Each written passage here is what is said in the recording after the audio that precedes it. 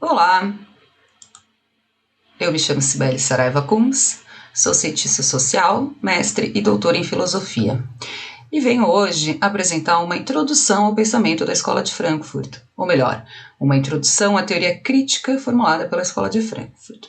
Em especial, ao pensamento dos autores da chamada primeira geração dessa escola, entre os quais eu destacarei Horkheimer, Adorno, Herbert Marcuse e Walter Benjamin. Walter Benjamin, a gente precisa frisar que não foi efetivamente um membro da Escola de Frankfurt, mas dialogava e teve muitos dos seus escritos publicados pela escola, então acabou que o seu nome ficou associado sempre à Escola de Frankfurt, que de fato não se chamava Escola de Frankfurt, na verdade, né, era Instituto de Pesquisas Sociais. O Instituto de Pesquisas Sociais foi fundado em 1923 na cidade de Frankfurt, na Alemanha.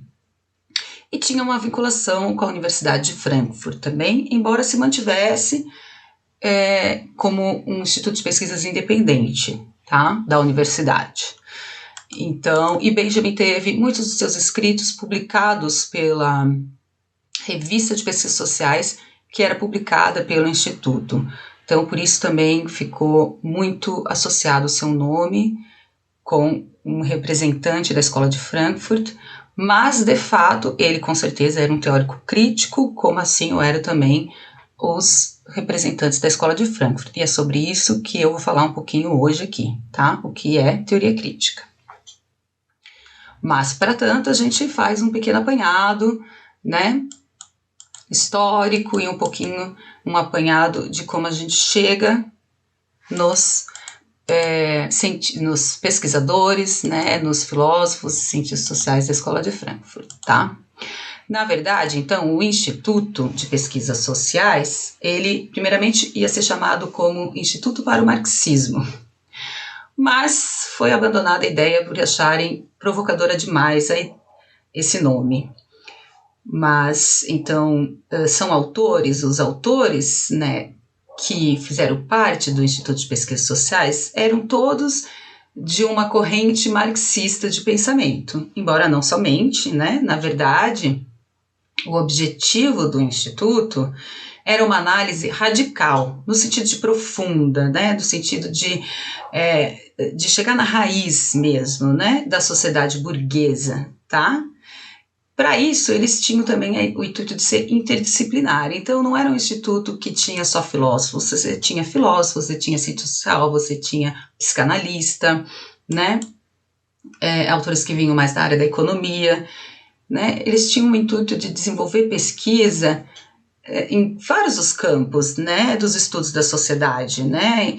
Queriam pesquisar problemas filosóficos, econômicos, sociais, culturais e estéticos e por aí vai. Né? Então, foi um instituto, uma junção de autores que buscou analisar a fundo a sociedade em que vivia, tá? Isso é uma marca, uma característica dos membros da chamada Escola de Frankfurt. E é muito curioso porque, ainda que esses autores não tenham tido realmente o objetivo de criar uma escola de pensamento, né, pois justamente eles visavam uma multiplicidade de pensamento, né, eles acabaram que hoje, né, eles são representantes, digamos assim, de uma das mais expressivas correntes de teoria social contemporânea, né? Eles são, ainda hoje, um dos modelos de pensamento mais estudados dentro da filosofia, dentro das ciências sociais e dentro das ciências humanas em geral, né? No Brasil, só para a gente se localizar um pouquinho, nós como brasileiros, nessa história toda, no Brasil, a Escola de Frankfurt, os autores da Escola de Frankfurt começam a ser introduzidos a partir de meados da década de 60, tá? Principalmente com alguns textos de Benjamin, de Adorno e de Marcuse. Marcuse, a gente também precisa frisar que ele foi muito mal interpretado quando chegou ao Brasil, por conta que na época, na década de 60, Marcuse, por exemplo, morreu bem velhinho, morreu em 79, se não me engano. Então, ele ainda produzia na década de 60, ele ainda estava vivo, estava produzindo, né? E o livro dele, O Homem Dimensional, que é um dos livros mais famosos de Marcuse, tinha sido, assim, por assim dizer, um livro de cabeceira dos estudantes do Maio de 68 na França. E aí ele chega aqui, então, como um autor muito panfletário e pouco substancial como filósofo, o que não é verdade, mas hoje em dia a gente já tem vários estudos e várias outras interpretações que corrigem, né, essa forma errada que Marcuse adentra no pensamento brasileiro aqui dentro da filosofia, dentro da academia, dentro da filosofia brasileira, tá? E, enfim, voltando então um pouco da história, o Instituto é fundado em 1923, né? Mas, de fato, foi só em 30, na década seguinte, em 1930, 33, quando o Horkheimer assume a direção do Instituto, que a gente pode dizer que ele entra na sua fase mais produtiva. De fato, o único que está presente no Instituto desde o início é o Horkheimer, tá? Marcuse, Adorno e alguns outros entram, Erich Fromm, que também é um autor, é o psicanalista do grupo, né, muito importante também, entra um pouco depois, a partir de 30 eles entram, então também é a partir da entrada desses autores no Instituto que ele realmente vai ter a sua fase de maior produtividade, tá?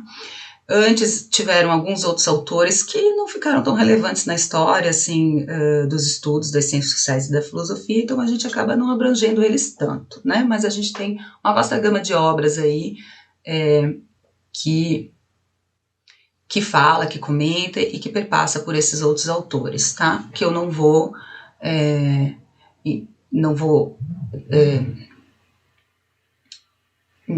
falar sobre eles aqui, né? Mas porque eles não ficaram relevantes para nós, tá bom? Né? São os outros a partir da década de 30 que ficam mais relevantes para a gente, tá? Então, é por isso que a gente se atém a eles. E também é curioso que a gente fala, em 1930, a partir da década de 30 que o Instituto tem essa sua época mais produtiva, mas é também nessa época, nessa década, que o Instituto, na verdade, migra de Frankfurt, na Alemanha, para os Estados Unidos. Eles têm uma breve passagem por Genebra, na Suíça, né?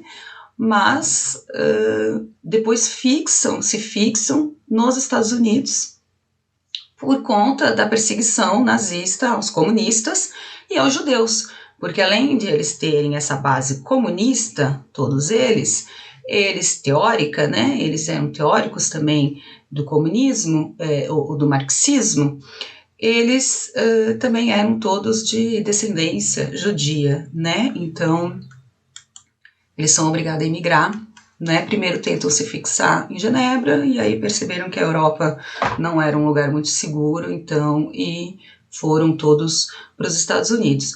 Após a guerra, todos voltam para a Alemanha, com exceção de Marcuse, que nunca mais volta para a Alemanha. Volta para passear, né? Sim, ele vai dar palestras em Berlim, mas ele não volta a fixar residência na Alemanha.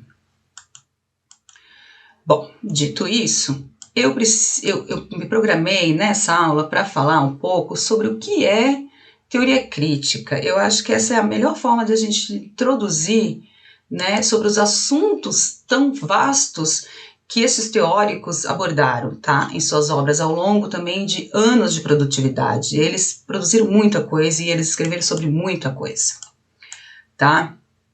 Então, eu acho que uma boa introdução seria a gente definir, mas o que é teoria crítica, certo? Esse termo, teoria crítica, ele na verdade foi meio que cunhado, né? Ou quem realmente divulgou, por assim dizer, o termo foi Horkheimer, num texto de 1937, chamado Teoria Tradicional e Teoria Crítica, tá? Nesse texto, ele vai justamente traçar diferenças entre o que seria, né, uma teoria tradicional e o que seria uma teoria crítica, tá? Mas eles não foram os primeiros a fazer uma teoria crítica da sociedade, tá? A gente chama, né, costuma os denominar como teóricos críticos porque eles também são descendentes de uma corrente de pensamento, né, que envolve uma teoria crítica, tá? Então vamos lá. O que seria uma teoria tradicional? A teoria tradicional, tanto em ciências naturais quanto em ciências humanas, né, já que as primeiras tentativas teóricas em ciências humanas, elas tomavam como ponto de partida o modelo das ciências naturais, não é mesmo?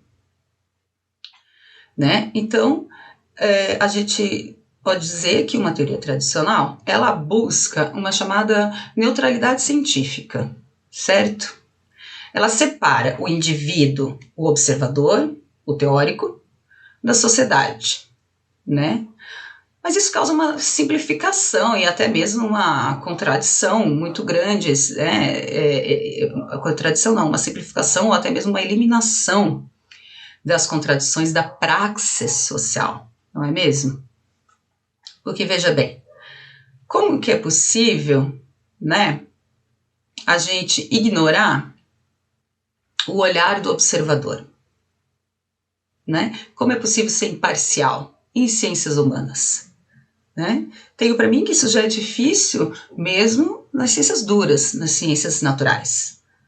Mas em humanidades, isso se torna ainda mais difícil, né? Desculpa. Como que a gente ignora, né, o entorno, né? Como que a gente ignora as convicções deste mesmo observador, tá? Para a teoria tradicional, tudo bem, é possível. A gente pode fazer pesquisa em ciências sociais com o mesmo modelo de causa e efeito de observação empírica das ciências naturais, sem isso nos tornar parciais, tá? A sociologia, por exemplo, né, ela pode ser tão demonstrável, previsível e calculável quanto uma ciência natural, né? Mas vou exemplificar. Como que a gente pode fazer crítica social a partir de um conceito, então, tradicional de teoria? Bom, digamos que na teoria tradicional a gente tem a crítica social, ela parte de um ideal. Aqui está o ideal, né? De um ideal de sociedade correta, né? Dado de antemão. Quem deu de antemão esse ideal? Eu, o pesquisador, o teórico. Eu teorizei um ideal de sociedade, né? Eu construí, eu justifiquei esse modelo. E eu estou contrapondo este modelo ao mundo real. Ou seja, o mundo real é julgado por meio daquilo que, de acordo com o teórico, ele deveria ser. Né? O dever ser julga o ser.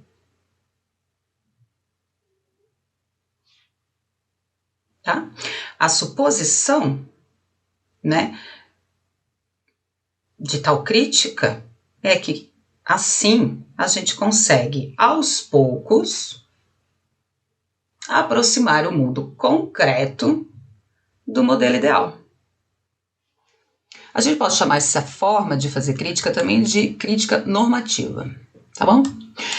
Um dos primeiros a quebrar essa ideia de pensar, essa ideia de fazer crítica social, foi essa ideia de sociedade ideal versus sociedade real, né? Foi Hegel. Hegel, na filosofia do direito, afirma que de nada adianta um modelo ideal para julgar o existente, pois não há qualquer vínculo, né? Não há qualquer elo que vincule o dever ser ao ser.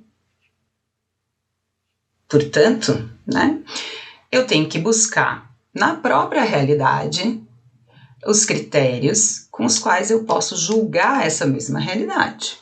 Faz mais sentido, né? Mas, isso ainda não é teoria crítica, tá?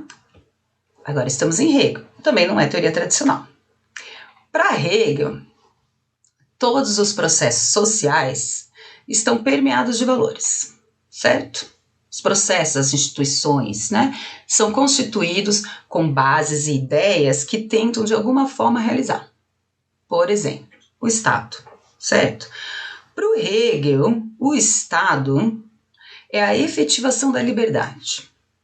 O Estado é o garantidor da efetivação da liberdade, né? Então, eu não preciso recorrer a um ideal externo para julgar essa instituição, porque ela pode ser julgada precisamente pelo êxito ou pelo fracasso em realizar o objetivo. Qual é o objetivo? Efetivar a liberdade, certo? Se ela tem êxito ou se ela fracassa, essa é a forma da minha análise, é assim que eu vou analisar, né? O objeto, o Estado é o meu objeto, passa assim a ser julgado de acordo com a sua própria meta. A meta é efetivar a liberdade, certo? De acordo com a sua própria finalidade. Então, se ela faz com contento, ok. Se ela não faz, então tem um problema na realidade que não está de acordo com o objetivo, né, imposto ali. Tá dando para entender mais ou menos? O objeto, né, enfim, é julgado de acordo com a sua própria meta. Isso a gente costuma chamar de crítica imanente, certo? Por que imanente? Porque ela parte da própria observação da realidade para traçar o seu julgamento, tá? Também tem um problema nessa forma de crítica, porque afinal de contas não é assim tão fácil reconhecer quais são as finalidades, né, de cada instituição. Mas a gente não vai se ater muito nisso, tá? Vamos continuar. Por exemplo, né, toda sociedade tem um discurso legitimador, certo? Um discurso que busca a legitimação dessa sociedade, né, que busca garantir o estado vigente das coisas. Ou melhor dizendo, uma ideologia. Na crítica imanente, se contrapõe a ideologia, o discurso legitimador, lembra? O Estado é garantidor da liberdade. Esse é o discurso legitimador. Com a realidade. Para mostrar que as coisas não são de fato como o discurso legitimador diz que é. Marx faz isso brilhantemente em Um Capital. Porque Marx foi um grande leitor de Hegel, né? Marx consegue mostrar que o ideal de liberdade e igualdade implícito na doutrina liberal. Por que eu estou falando de Marx e Hegel? Porque para a gente entender a teoria crítica da Escola de Frankfurt, a gente precisa entender Hegel e a gente precisa entender Marx, pelo menos um pouquinho. Então, na crítica, Marx consegue mostrar que o ideal de liberdade no Capital, estamos na obra O Capital, o ideal de liberdade e igualdade que está implícito na doutrina liberal, né? O que é? A ideia de que cada um é dono do fruto do seu trabalho, né? Essa também é a ideia que norteia o conceito de meritocracia, né? Meritocracia é um conceito fundamental na doutrina liberal, né? Marx vai mostrar que isso não se concretiza na realidade, né? Que a gente, de fato, né, não vê os frutos do trabalho ficarem com quem os produzem, né? A realidade não condiz com o discurso que a legitima, né? Ao fim, nem a igualdade, nem a liberdade são realmente efetivadas no capitalismo, tá bom? A grande diferença da crítica de Marx e de Hegel é que justamente na obra hegeliana, o discurso legitimador, ele é quase como aquele modelinho ideal da teoria tradicional. O discurso legitimador, ou seja, a ideologia, aparece como o próprio fundamento normativo da crítica. O Estado é mantenedor da liberdade, certo? Esse é o discurso normativo, é o fundamento normativo da crítica. Se a realidade não está de acordo, se isso não está acontecendo, algo está de errado na realidade, mas não no discurso. Marx não está de acordo com esse discurso.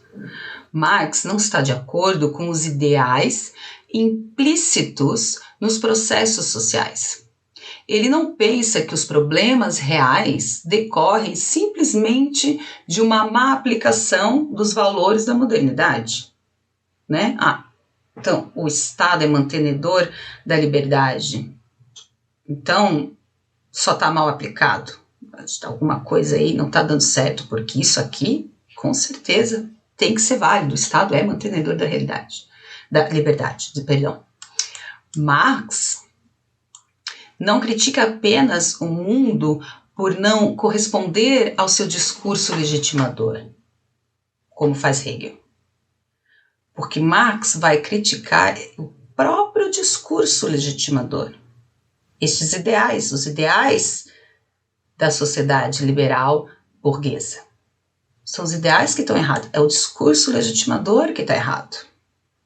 E aqui a gente chega na teoria crítica da Escola de Frankfurt. Porque a crítica da Escola de Frankfurt visa, assim como Marx, a transformação da sociedade. A transformação dos ideais que norteiam a sociedade. Né? Porque esses ideais, de fato, não dão conta das mulheres e dos homens reais. Né? O que a gente vê é que conceito de liberdade e de igualdade não serve, né? Porque de fato estes conceitos eles servem para mascarar a opressão, para mascarar a desigualdade, né? E não para efetivar a igualdade ou a liberdade. Tá? A teoria crítica, ela vai dizer que não é possível a gente se esconder atrás de uma suposta neutralidade científica, é óbvio, né? Porque quem teoriza vai sempre teorizar também de algum lugar étnico, de algum lugar de classe, de algum lugar de gênero. Isso não pode ser ignorado, tá? Então, se a gente pode pensar em alguns pilares, por assim dizer, para se pensar em fazer teoria crítica, primeiro, a teoria crítica tem que ser orientada para a emancipação, né? O teórico tem que ser orientado para um comportamento crítico e é preciso uma análise e um diagnóstico profundo do tempo que se vive, do tempo presente. Aliás, essa é a primeira coisa. A primeira coisa a se fazer para se pensar em fazer uma teoria crítica, até mesmo hoje, se você quiser fazer uma teoria crítica, você precisa fazer um diagnóstico profundo do seu tempo. Tá? E uma das grandes diferenças, então a gente pode dizer que Marx foi um dos primeiros teóricos críticos, porque Marx fez isso, né? Mas Marx buscou dar soluções, né? Marx buscou dar soluções ao que ele estava vendo. Isso muito se dá porque Marx estava vendo nascer uma primeira grande força negativa, revolucionária, negativa no sentido de negação da sociedade vigente, né? Revolucionária, que era a classe proletariada, né? A classe do proletariado, tá? As primeiras greves, né? E as primeiras lutas e agitações sociais por melhores condições de trabalho. Marx estava no auge disso, né? Por volta de 1840, só para dar uma datação histórica aí para vocês, tá?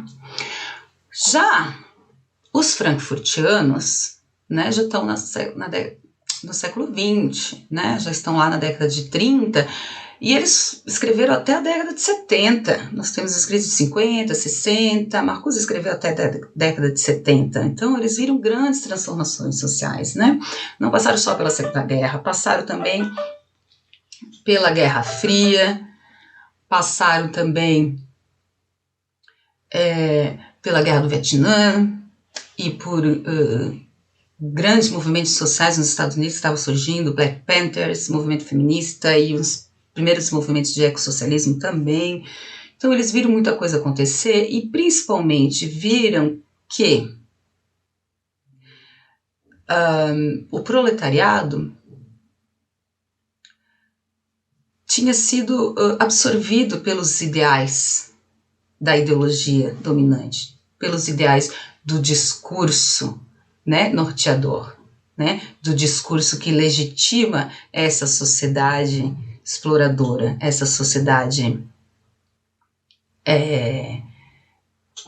desigual, né, em que vivemos. Então, eles viram também que o proletariado não vai fazer revolução, ou pelo menos não sozinho, né?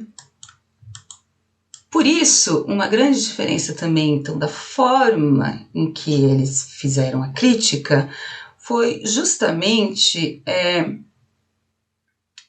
que eles não buscaram, assim como Marx, né?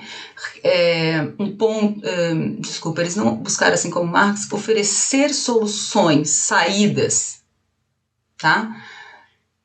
Para a sociedade que a gente vive, né? Mas sim, eles achavam que o ideal seria apontar os problemas, né? Para eles, a teoria, ela não precisa se preocupar em mostrar, por exemplo, o que seria uma ordem legítima para deslegitimar essa ordem existente, tá? Para isso, me basta apontar os problemas, né? E, sobretudo, apontar os sofrimentos, né, existentes, assim, na situação social em que a gente vive, né? E que poderiam ser abolidos se a gente tivesse uma transformação social. Embora eles não estivessem preocupados em efetivamente mostrar como fazer essa transformação social, tá? Então, a gente pode dizer que a teoria crítica da Escola de Frankfurt busca a emancipação da sociedade, né? A sua crítica não parte de um ideal de sociedade correta dado de antemão, né? Mas eles, assim como Marx, e talvez por causa de Marx, né, buscaram fazer a praxis social, ou seja, a relação da teoria com a prática, né? E efetivá-la, né, realmente, tá? Praxis é um termo que se remete a Aristóteles, lá na metafísica, em que ele usou esse termo como oposição de uma teoria que seria contemplativa. E no marxismo, né, ela é trabalhada numa forma dialética com a teoria, né, e claro, e aí dialética a gente tem que sempre pensar em Hegel também, né, mas é transformado o conceito de dialética em Marx do conceito de Hegel. Eu não vou entrar nisso, porque daí a aula se alonga, né, e a gente já estou aqui querendo finalizar, porque o importante aqui que eu queria é justamente mostrar o surgimento, né, de como surge a ideia de teoria crítica e de por que esses autores estão associados a este termo, né, e de como hoje ela ainda é uma corrente muito forte de pensamento, né, porque ela ainda é muito efetiva, ela é muito... né, você ser um teórico crítico é você saber fazer um diagnóstico radical do tempo presente, e isso é muito bom, né, porque você consegue apontar, né,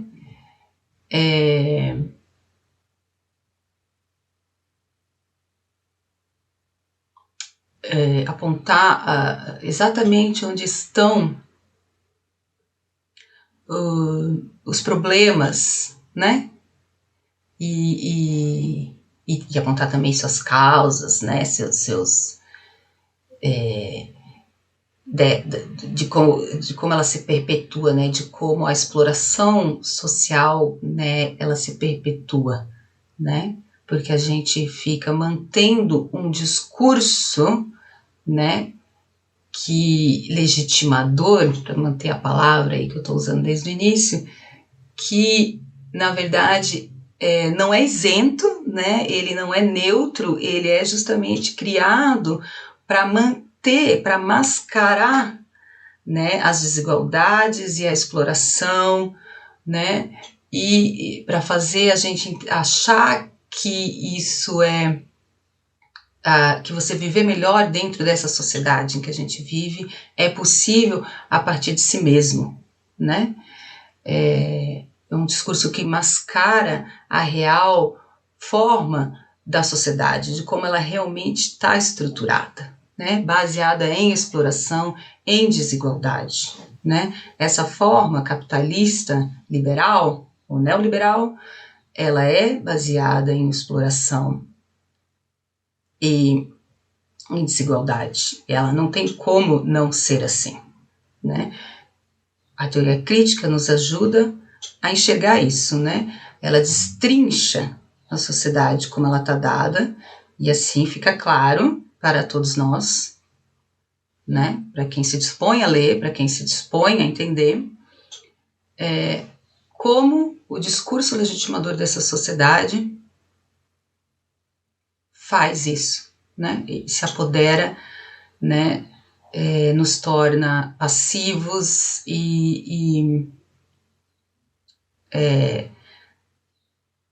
passivos, né? Nessa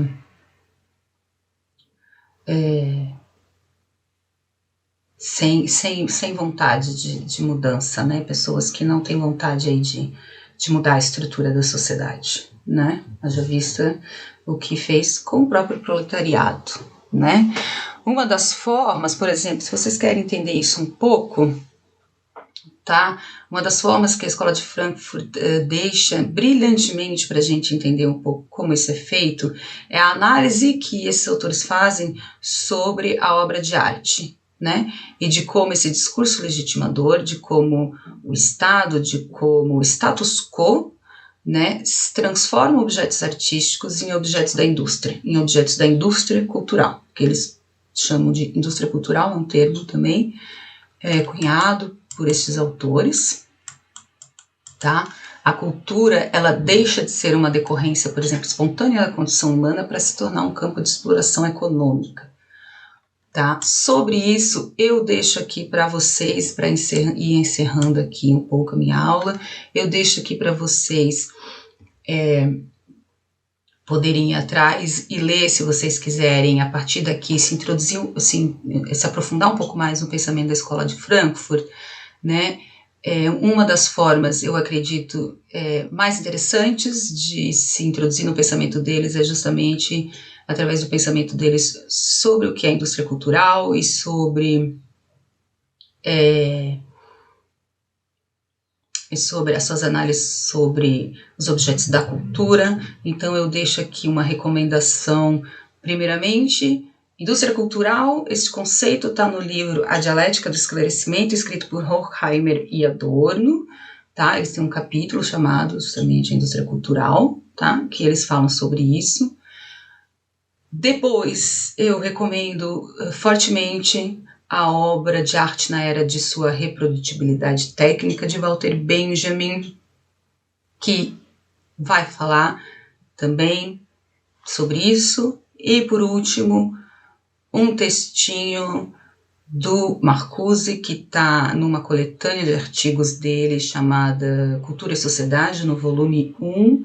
O texto se chama Sobre o Caráter Afirmativo da Cultura, em que esses 3 textos, né, são denúncias, né, são textos denúncias, por assim chamar, né, de uma dimensão ideológica e conivente com a opressão da arte, né, dessa arte apropriada pelo Estado, apropriada pelo status quo, né, de como absorve o que é aquilo que poderia ser, a gente poderia definir como a manifestação mais genuína do espírito humano, a arte, né, e de como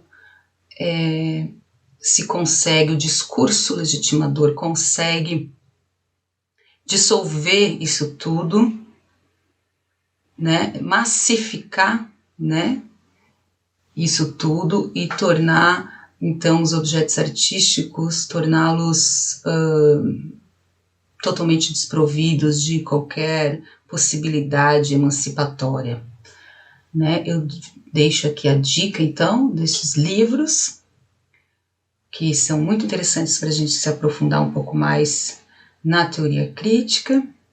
A minha intenção aqui era fazer esse discurso do início do que vem a ser uma teoria, para a gente entender, então, o que é uma teoria crítica de fato. Eu espero ter conseguido. E é isso. Eu fico por aqui. Muito obrigada.